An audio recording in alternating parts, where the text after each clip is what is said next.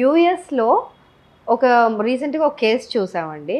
Like ఒక అబ్బాయి తనకు 3 సార్లు వీసా రిజెక్ట్ అయిపోయిందని చెప్పి తన సోషల్ మీడియా అకౌంట్లో పెట్టాడు. ఎందుకు రిజెక్ట్ అవుతుంది అని అంటే ఆల్రెడీ తన బ్రదర్స్ ఇద్దరు యూఎస్లో సెటిల్డ్. అంటే ఒకరు 7 ఇయర్స్ బ్యాక్ వెళ్ళారు, గ్రీన్ కార్డ్ వచ్చేసింది. ఒకరేమో అక్కడ 3 ఇయర్స్ 4 ఇయర్స్ నుంచి ఉంటున్నారు. సో ఇతను F1 వీసా కోసం అప్లై చేసుకున్నాడు.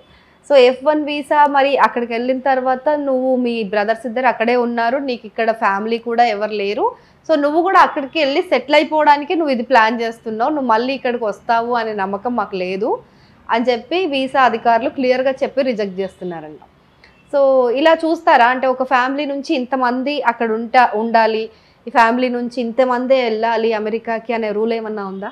అలాంటి రూల్ ఏం లేదండి. It's all about intent. అంటే క్యాండిడేట్ ఇంటెన్షన్ ఏంటి, నిజంగానే చదువుకోవడానికి వెళ్తున్నాడా అని ప్రూవ్ చేసుకుంటే వీసా వస్తుంది. లేదు ఎక్కడైనా సస్పీషియస్గా అనిపిస్తుంది he wants to go to US because he wants to live there అని అనిపిస్తుంది అనుకోండి, then visa obviously gets rejected. అది ఎలా ప్రూవ్ చేసుకుంటావు నువ్వు? ఎకనామిక్ టైస్, అంటే నీకు financially you are good. Family ties, నీకు ఇంకెవరు ఉన్నారా, నువ్వు వచ్చేస్తావా మళ్ళీ ఇండియాకి, నువ్వు మ్యారీడా, పిల్లలు ఉన్నారా, right, these kind of things. Apart from that నువ్వు చూస్ చేసుకున్న కోర్స్, నువ్వు చదువుకుంది ఒకటి బ్యాచులర్స్లో, if you going for a masters in different course మళ్ళీ సస్పీషియస్. ఫండింగ్, ఓకే, ఫండింగ్ ఉందా లేదా? ఫండింగ్ తక్కువ ఉందంటే ఆబ్వియస్లీ మళ్ళీ ఒక ఇంటెంట్ ఏముంది, నేను వెళ్ళి అక్కడ జాబ్ చేసుకుని సంపాదించుకుంటాను అనుకుంటున్నారు. సో ఇట్లా డిపెండ్స్ ఆన్ ఇండివిజువల్ అండి. So when they are thinking okay green card holder, it's a very positive sign. మా బ్రదర్ గ్రీన్ కార్డ్ హోల్డర్ ఉన్నాడు, నేను వెళ్తున్నాను అంటే it's a very positive thing. ఎందుకంటే వాళ్ళ బ్రదర్ లీగల్గా వెళ్ళాడు, గ్రీన్ కార్డ్ తెచ్చుకున్నాడు, and he staying good there. So మళ్ళీ ఆయన ఇల్లీగల్గా తెలియదు కదా, it's a very good advantage. But this individual brother ఉన్నారు ఈయన కేసులో, he has to prove that intentionally వెళ్ళట్లేదు, నేను I want to really study there, అదే నా ఇంటెన్షన్ అని ఆయన నిరూపిస్తే తప్పకుండా ఇది వస్తుంది. అయితే మరి తను ఎలా నిరూపించుకోగలగాలి ఇప్పుడు? అది అగైన్ ఆయన ప్రొఫైల్ని బట్టి, whether he has choose and proper యూనివర్సిటీయా కాదా అని. కొన్ని యూనివర్సిటీస్ కూడా సస్పీషియస్గా ఉంటాయండి, చాలా తక్కువ ఫీజు ఉంటుంది. స్టూడెంట్స్ ఈ మధ్యనో ఆ యూనివర్సిటీస్ చూస్ చేసుకుంటున్నారు, ఏమని అనుకుంటే ఫీజు తక్కువ ఉంది కదా మేము కట్టేస్తాం అనేసి. But I would say choose top ranking universities, top ranking courses. Okay, ఒక కోర్స్ చూస్ చేసుకుంటే వాళ్ళ ఎకనామిక్ కూడా అది యూస్ఫుల్ ఉండాలి. Cyber security, data scientist course కానీ, బిజినెస్ అనలిటిక్స్ కోర్స్ కానీ, సాఫ్ట్వేర్ డెవలపర్స్ కోర్స్ కానీ ఇట్లాంటివి ఉంటే they are learning something and they are also contributing to the economy of USA after getting a job. So అలాంటి courses కూడా చూసుకొని proper university ఉందని check చేసుకొని దానికి ప్రాపర్ ఫండింగ్ చేసుకుంటే 100% వీసా ఇస్తారు. Okay, right. అయితే ఇప్పుడు ఈ యూఎస్కి వెళ్ళేటప్పుడు ఇప్పుడు మనం ఆ బ్రదర్ ఎవరో ఉన్నారు, గ్రీన్ కార్డ్ వచ్చింది కాబట్టి తను వెళ్తున్నాడు అని చెప్పి అనుకుంటా. అలా ఇప్పుడు ఆ బ్రదర్ ఫ్యామిలీ ఒకటే ఫ్యామిలీ కాబట్టి తను ఒక బ్రదర్కి డిపెండెంట్ వీసా ఏమన్నా ఇచ్చే అవకాశం ఉంటుందా? డిపెండెంట్గా ఎవరెవరు వెళ్ళగలుగుతారు? ఎన్ని వీసాలు ఉంటాయి అసలు యూఎస్కి సంబంధించి? రైట్ అండి, యూఎస్కి డిఫరెంట్ వీసాస్ ఉన్నాయండి, కేటగిరీస్. F1 అంటే స్టూడెంట్ వీసా, రైట్. ఆ student can go and study they. ఒకవేళ స్టూడెంట్ మ్యారీడ్ అయితే then they can take their spouse, అంటే స్పౌజల్ వీసా, డిపెండెంట్ వీసా అంటారు, అది F2. Okay, but F2 dependent visa మీద ఉన్న వాళ్ళకి no work rights, they cannot work. F1 కూడా no work కదా? F1 కూడా no work. F1 can work 20 hours per week in the campus. In the యూనివర్సిటీలో, not outside. Right. ఇప్పుడు చూసారా morning ఒక న్యూస్ వచ్చింది, like they have given a form in the immigration website, a tip form saying ఎవరైనా బయట ఇల్లీగల్గా work చేస్తే మాకు ఇన్ఫార్మ్ చేయండి అని. సో అలాంటివి చాలా అవుతున్నాయి అన్నమాట. Students are working outside of the campus which is causing problems. అందుకోసం వాళ్ళని పంపించేస్తున్నారు. ఇఫ్ వాళ్ళు లీగలీ క్యాంపస్లో చేసుకుంటే 20 hours per week, no problem.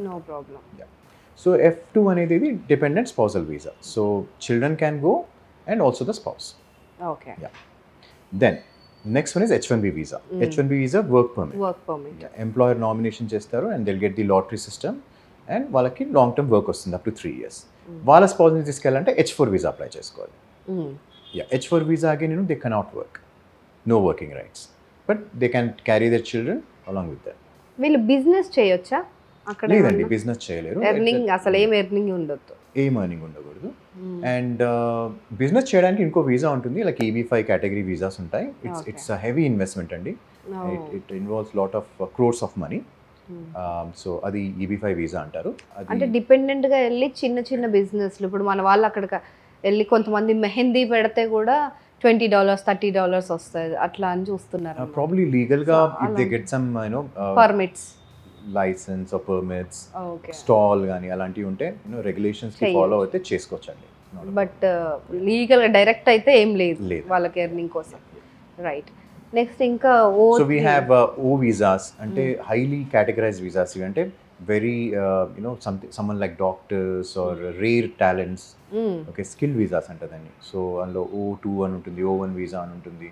So they can take their spouses, employers, and they can also take their spouses, family members, okay, like that. For example, Ayurvedic specialist unnaru ankondi, they can apply for the O visa.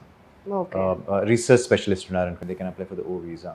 A physiotherapist or a doctor, high category skilled people. Okay. Yeah. So they will prove that there is a shortage of skills. So వాళ్ళకి వెళ్ళిపోవచ్చు. O visa ఎంత ఉంటుందండి duration? 3 years వరకు ఉంటుందండి. And they have high chances of getting the green card. Okay. అంటే O visa వాళ్ళకి skilled కాబట్టి. So America అయితే ఫస్ట్ అదే చూస్తుంది, స్కిల్డ్ ఉండాలి, US కి ఏదో ఒక రకంగా యూజ్ అవ్వాలి అని చెప్పి. అండ్ ఇప్పుడు ఒక రీసెంట్గా ఒకటి వింటున్నాం, లైక్ అంటే ఆ ప్రతిపాదనలోనే ఉంది కానీ అలా వస్తే ఏమవుతుందో తెలీదు. లైక్ అంటే జీతాన్ని బట్టి కూడా, అంటే క్లాస్ 4 నుంచి సెలెక్ట్ చేస్తారు, వీసాస్ ఇస్తారు, H1Bs అని కూడా చూస్తున్నాం. ఎస్ అండి, తప్పకుండా అండి. ఎందుకంటే సాలరీ హై ఉందనుకోండి, it's kind of green list అండి. If the salary is in the green list, the probability of providing taxes to the government is more. And individual might be working for a long term as well. Ante వాళ్ళకి taxes కూడా వస్తాయి, and long term taxes వస్తాయి, and the economy increase అవుతుంది. So this is something very important for the government as well. Right. Recently దానిపైనే America ఉపాధ్యక్షుడు JD Vance కూడా ఒక comment చేశారు, లైక్ మైక్రోసాఫ్ట్ 9,000 మందిని తీసేసింది, మళ్ళీ 6,000 మంది కోసం H1B వీసా కోసం అప్లై చేస్తుంది, ఇదేంటి వింత, అంటే కంపెనీస్ తక్కువ జీతాల కోసము ఇండియా నుంచో లేకపోతే వేరే ఫారిన్ కంట్రీస్ నుంచి ఎంప్లాయీస్ని తెచ్చుకుంటున్నాయి, అమెరికన్లకు జాబ్స్ ఇవ్వట్లేదు అన్న ఒక పెద్ద వ్యాఖ్యలు కూడా చేశారు. సో అమెరికన్స్ ఇమిగ్రెంట్స్ వల్లనో లేకపోతే బయట నుంచి ఇంటర్నేషనల్ ఎంప్లాయీస్ వల్ల అమెరికన్స్ జాబ్స్ కోల్పోతున్నారా నిజంగా? ఎస్ అండి, కోల్పోతున్నాడు. Trump when Trump was elected, the first thing ఆయన చేసింది ఏంటంటే అమెరికన్స్ ఫస్ట్ అనే స్లోగన్స్ స్టార్ట్ చేశారు. Right, he wanted local people to work first. దాని తర్వాత దెన్ అదర్స్ అనేసి ఒక అది పెట్టారు. సో బేసిక్గా the reason the rules are getting stricter is the same thing అండి. They want to provide everything for the locals first. Right, అందుకోసం scrutiny అవుతుంది, అండ్ ఎవరైనా ఇల్లీగల్గా ఉంటే వాళ్ళని తరిమేయడం స్టార్ట్ చేశారు. So these are the things which are happening. అయితే ఆయన ఒక పాయింట్ని స్ట్రెస్ చేశారు, లైక్ బయట నుంచి తక్కువ జీతాలకు తెచ్చుకుంటున్నారు అని. అంటే ఇప్పుడు మన వాళ్ళు వెళ్ళే వాళ్ళందరూ తక్కువ జీతాలకు చేస్తున్నారా ఇప్పుడు అక్కడ? లేదండి, తప్పకుండా కాదు. ఎందుకంటే H1B కేటగిరీలో 100,000 ప్లస్ ఉంటేనే they'll get qualified. Otherwise you'll not fall into that. Cap అట్లాగే ఉంటుంది. 100,000 70,000 to 100,000 కేటగిరీ ఉన్న వాళ్ళే they'll be able to work. Yes, there are some companies which show on paperwork, but probably unfortunately మనం ఏం చేయలేము. But if they get caught, వాళ్ళకి problem అవుతుంది. Right, thank you అండి. Sure.